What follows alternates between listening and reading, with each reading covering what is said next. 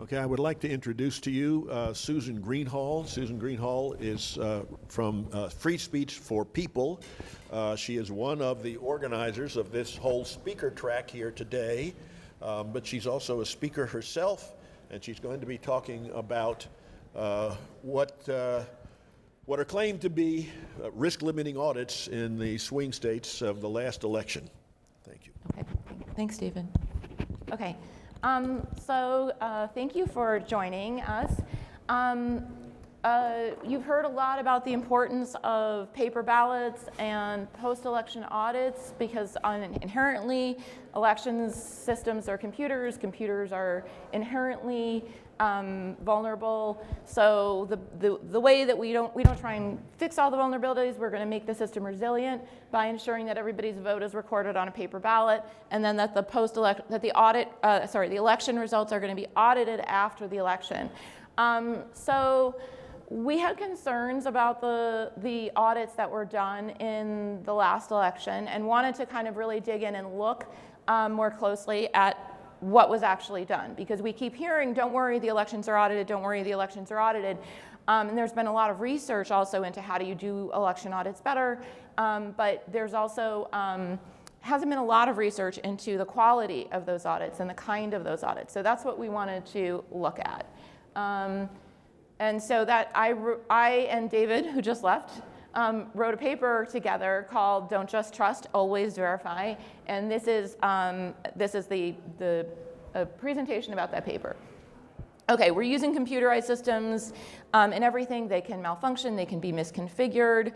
That's why, as I mentioned, we have this idea of evidence-based elections that people have been reiterating over and over again if you've been here yesterday and earlier today. And that we shouldn't be deciding the elections on procedure. Uh-oh. David?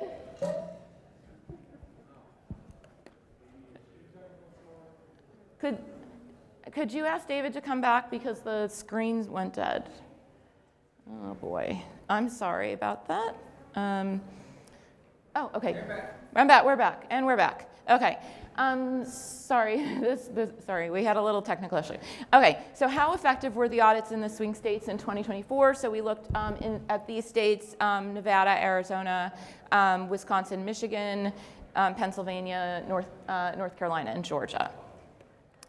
And we wanted to, in this report, we look at the reasons why you really need to be doing audits, why they're so essential, and do some review of some of the information that you might have heard yesterday if you were here, and we also looked at some of the myths about election security, because sometimes I think the imperative of having a post-election audit gets diminished if people think that the systems themselves are so secure. So we looked also at these different myths that assert that the systems are more secure than they might be, that the voting systems undergo rigorous testing, pre-election testing, and certification. We also gave some examples. We've heard some of them earlier today about errors where the wrong candidate was determined the winner, and then when people actually went back and did a full recount of the paper ballots, they found that the machines had counted the votes wrong and that somebody else was the winner. There was the incident in Northampton County, Pennsylvania, where the votes were being recorded incorrectly on the ballot marking devices. What was recorded in the barcode didn't match the human verifiable votes. We have a list of these which show that even if you have pre-election testing, there's ways that it can fail. Another reason why post-election audits are essential is that even though we hear voting machines are never connected to the internet and they can't possibly be compromised because of this, this in fact is not true. There are machines in some states that use wireless modems to transmit their election results from the polling location to the election management system on election night. That means both. And the election management system is the system at the county level, which aggregates vote totals. It also programs machines before the election, typically. so that both ends of that transmission are exposed to the internet. But there are other states, there are some states that do not permit wireless modems. They have very rigorous standards around not connecting your voting machine to the internet, like California, New York, Texas, Colorado. But even in those states, that doesn't mean that your system is locked down and can't be compromised, because at some point it needs to receive information about ballot definition files, and that's generally transmitted to the individual machines through a USB stick from a machine that may be connected to the internet.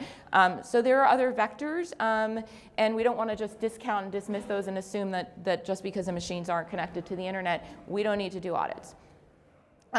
In 2024, if you were here yesterday, we talked in great detail about the fact that voting systems in several states were accessed improperly by partisan operatives, that machines made by both Dominion and ES&S were accessed and held for many months, and the software was extracted from the Dominion machines and shared with a bunch of people. So this actually made the imperative for post-election audits even greater in 2024. And these are the states where the software was taken. If you saw the talk yesterday, you know a lot more about that. And then it was shared through a ShareFile site to a network of supporters of Donald Trump. So that was not something that was done to take software and put it up on GitHub and allow for security researchers to do more with it. And to understand what the vulnerabilities were so they could be improved. We don't really know what happened to it because there wasn't an investigation. But we do know that this, as far as what is known, this was the most serious election security breach that we've seen in the country. So then we wanted to look at what are the criteria for effective post-election audits. And we're talking about an effective post-election audit that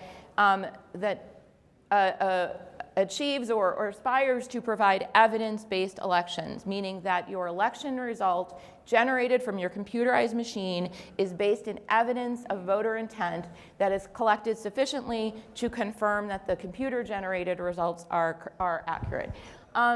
And so there are things that you would want to see in that audit if it's going to be effective in providing evidence. One, is it conducted before the election results are certified? Because if it's conducted afterward, what's the point? You haven't produced any evidence to certify your election based on. Are the audits mandatory, or can they not perform them for whatever reason if they choose not to? And then this is a very important consideration, and if you've been here earlier this morning and today, one of the most important elements of an effective post-election audit that is going to provide evidence of the results is that you have a trustworthy, reliable record of voter intent. And the best way to provide that is by hand-marked paper ballots. If voters need some sort of assistive technology, of course that should be available to them. But that their votes can be verified, and that ideally you don't want those votes recorded in a barcode if someone needs assistive technology, but the most direct way to capture voter intent is with pen to paper. And there's been more research into this, and this is something that I hope is a major takeaway, that you need to have that record of voter intent. Yesterday, Philip Stark was up here. He has done some more research into this question of, can you actually effectively audit an election if you're using a computer to make the record of voter intent? He's written a paper with Rich DeMillo of Georgia Tech and Andrew Appel from Princeton that Martha alluded to earlier this morning. Do ballot marking devices assure the will of the voters? He's also done some other work with Andrew Appel in a paper called now it's going to elude me. Trustworthy record of voter intent and then audit. And so the state of the art of auditing has advanced from where it was a number of years ago, where people thought, well, you can audit from that paper that spits out from a ballot marking device, from a computerized ballot marking device sufficiently, that's going to be enough. But what the experts are telling us now is that paper trail is not reliable enough. And they go into more detail about it. I'm not going to get into it now because of the time. But if you're interested in that question, check out those papers. I can tell you more about it. But so that's a really important element of the question of how effective are the audits. Do you have that original source document of voter intent? Are the audits conducted by hand? As Martha mentioned, sometimes they do the audit, and in Florida now they're allowed to just run that ballot marking device the ballot that has a barcode, in through another scanner and count from the barcode. Now you're not counting from what the voter verified, you're counting from something the voter couldn't actually read and saying that you've audited the election results. So you're auditing that the machine counted the votes the same way the auditing machine counts it, but you're not actually checking did the voter's intent get captured and counted correctly.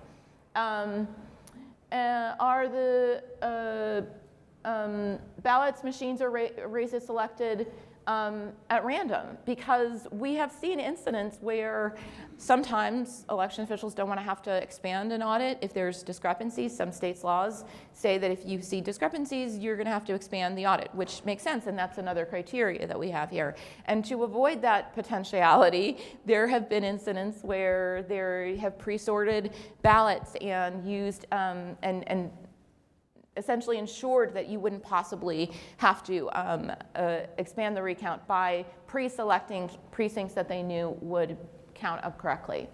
And are the categories of, are all categories of ballots included? Meaning, are you including military and overseas, or UOCAVA ballots, absentee, provisional? If you start excluding segments of the ballots in the universe of ballots in the audit, that's going to diminish your effectiveness of the audit. And if somebody did want to play games with your election, they could just target those ballots.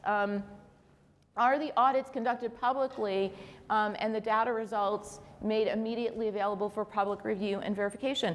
And this, again, is important to do your audit and publish your audit before the election is certified, because if you're keeping that information private, people don't know that maybe they want to call for a recount if there's a lot of irregularities or discrepancies. And then finally, do the risk-limiting audits that we see and are told about, because everyone talks about risk-limiting audits being the gold standard, actually meet the requirements for risk-limiting audits? So the summary of the findings in the bad news is that 2 states, Michigan and Wisconsin, published their audit results months after the certification. Michigan conducts their audits. They did them by the county level. Some of the counties have published some audit reports. Some have not published anything. The state has not published anything yet. In 2020, the state published their audit report, I think in April of 2024. I'm sorry, pardon me, scratch that. In 2020, Michigan's Department of State published their audit report in April of 2021, so about 6 months after the election. Wisconsin published their audit report this year. They counted actually more ballots than any other state. Hand counted their ballots, but they published it in, I think it was March, they published their audit report, even though they conducted the audit before certification. And Wisconsin's audit doesn't provide a lot of details. As I mentioned, Michigan, we have, at this stage, we don't really have a lot at all. Wisconsin gives you a summary of what they found, but they don't show you how many ballots were counted here, what the discrepancies were. They summarize it all, and you just read the interpretation of what the Wisconsin Election Commission provided. Furthermore, none of the states that conducted RLAs, being risk-limiting audits, Georgia, Nevada, and Pennsylvania, that claim that they conducted risk-limiting audits actually meet the baseline requirements for an RLA. Most significantly, all of those states use some sort of electronic device for most in-person voting, so the majority of their ballots that they have to audit don't really provide that trustworthy record of voter intent that is necessary to audit your election results meaningfully. There's other issues with the way the RLAs were conducted. So for example, in Pennsylvania said, well, we conducted a risk-limiting audit, but they did it on the state treasurer's race, and they did not do it on the presidential race. They did not do it on the Senate race, which was contested. That was a much closer election, and so there was no risk limiting audit done on that. Pennsylvania also does a what they call a 2% statistical audit, where each county has to choose either 2 precincts or a certain number of ballots where they recount them. They can recount them either by hand or by machine. And if you're recounting those ballots by machines, now it says that you have to use a different machine than the machine that you used on election night. So for example, if on election night you used precinct-based scanners in this precinct to count those ballots, you can now count those ballots by central count. But if both of those machines were programmed by the same election management system from the county headquarters, if there is some bug, malfunction, or potential malicious activity, it's going to have the same problem. So there are other deficiencies in the audits that are done in Pennsylvania as well. In Nevada, we saw very little information about their audit. It's kind of, if you look at it, it's a scant document that doesn't really tell you much. So there's not a lot of transparency there. I already went ahead of that. In North Carolina also has a 2% audit, but again, because of, so if you have a large county like Mecklenburg County, it's got about 500, I think they had 580,000 ballots were counted there, but they only audited 1,200. Now, if you're doing a true risk limiting audit where you're incorporating rigorous randomization, that might be a small enough sample. But if you're not doing that, which is the case here in Pennsylvania, you're just looking at a small number of ballots. I'm pointing this out not to say I can say definitively it was insufficient, but that it's not 2%. It's less than 2%, even though that's what it's called.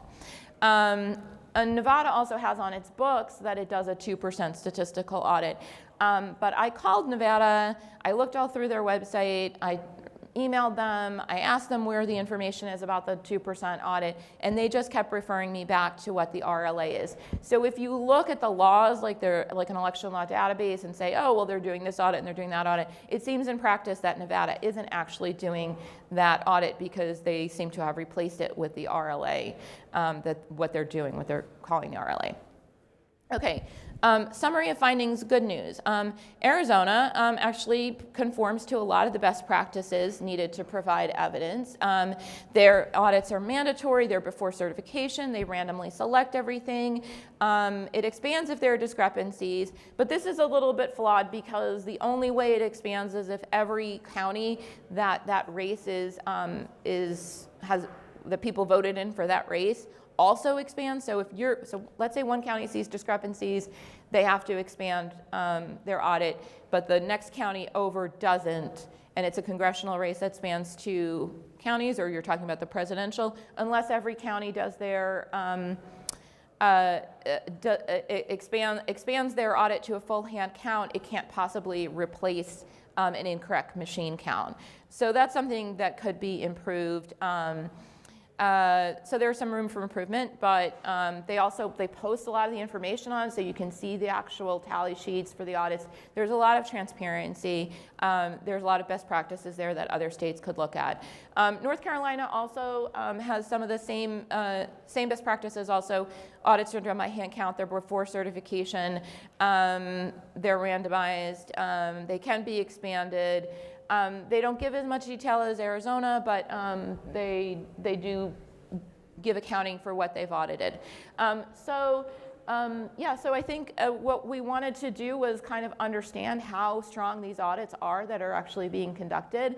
And what we found is that they're really not providing a lot of evidence and that they really need to be improved. We need to be doing more rigorous audits, looking more at the paper ballots, and confirming the election results before they're certified, and pushing for those sorts of reforms. So now I can go to my last slide and see if there's any questions. Hi. Oh, wait, let's get a microphone to you. When they're doing hand count ballots, doing the audits, do they have a Democrat, Republican, and/or an independent if available that are both looking at it, or is it just here's a stack for one person, here's a stack for another?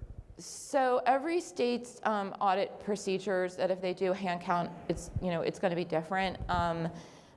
Off the top of my head, I can't tell you who's doing it that way, but that's a good best practice to have.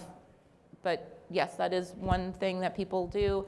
I'm sorry, I don't have that level of detail on this. Yes? Wait so I can get you the mic so that our recording picks it up, please.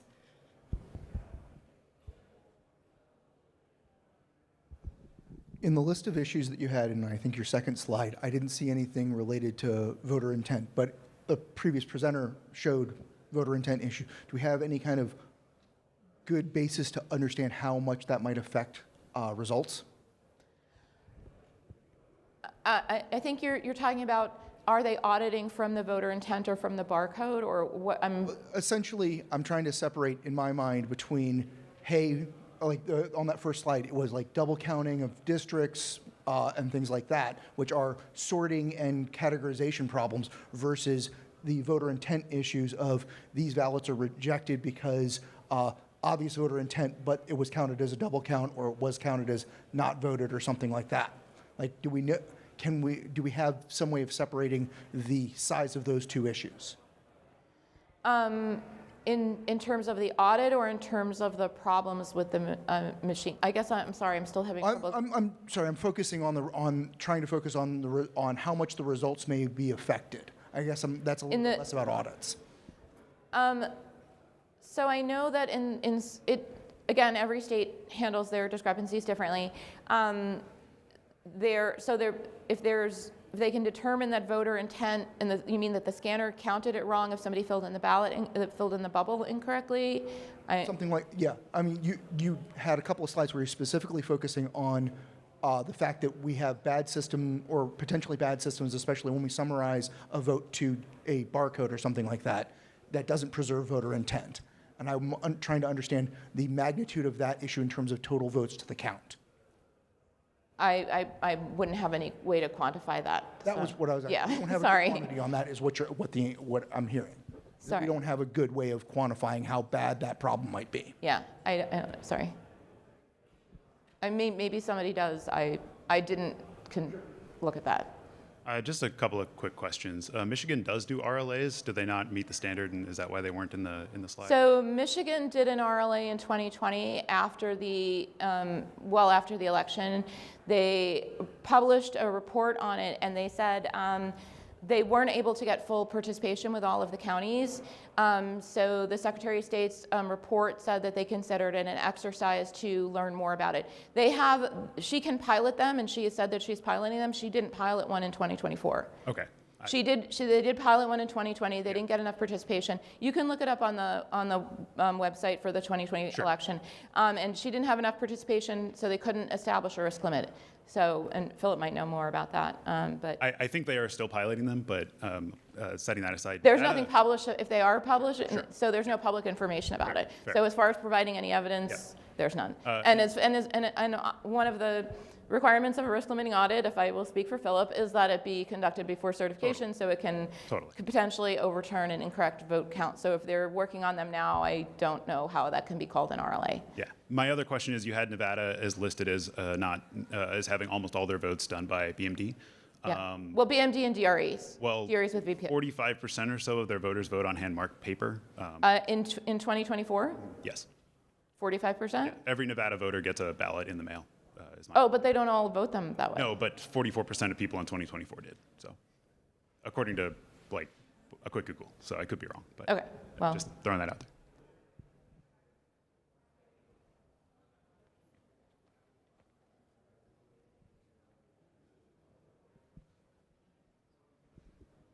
Hi, so my question really relates to the audit and where we are today as far as how we vote.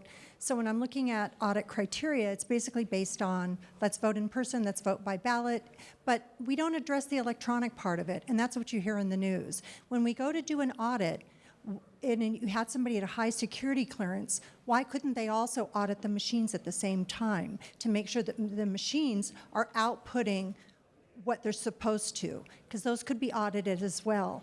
And that's what you had the breach on with those guys that illegally took the source data in the machines. So do you see legislation coming or criteria coming to when you're doing an audit, you're also randomly pulling some of your either scanners or voting machines to make sure that what was put in is the output? So there's a lot of limitations to doing those type of machine audits. I don't know if you were here yesterday when the Texas election director, when you say audit, I'm assuming you're talking about some sort of hash testing or either parallel testing. So she talked about the fact that they found that the hash tests were flawed in Texas, so the script that they had been given, and they were getting false positives that the hash matched even though there was nothing to match. So there are a lot of limitations to hash testing as far as it can check a certain version, but it isn't really a protection to ensure that the machine is counting correctly because, and this is part of the problem with logic and accuracy testing too, is that all of these computers have calendars in them and they have dates on them and clocks. Malware can be devised to only act on a certain day and not to act on other days. And if that's the case, then you're pulling it after and you wouldn't find anything anyway. A forensic guy would. I think if you have No, not necessarily. we can discuss, but I was wondering where it's going. Generally, we can, if it was in, unless they've erased all traces on their way out, a forensic guy should be able to find every little bit of artifact within that machine every time it's touched. We can even do a hover. I think. But we can talk about it more. Yeah, Matt talked about software can eat itself too, so Yeah. it can disappear itself. We can find some of that.